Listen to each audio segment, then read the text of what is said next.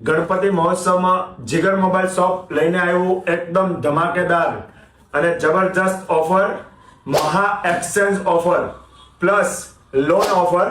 હવે જીગર mobile shop સાથે તમે તમારો કોઈ પણ ફોન, એન્ડ્રોઈડ, આઈફોન, કોઈ પણ તૂટેલો ફૂટેલો કોઈ બી ફોન એક્સચેન્જ કરાવો અને બેસ્ટ વેલ્યુ મેળવો.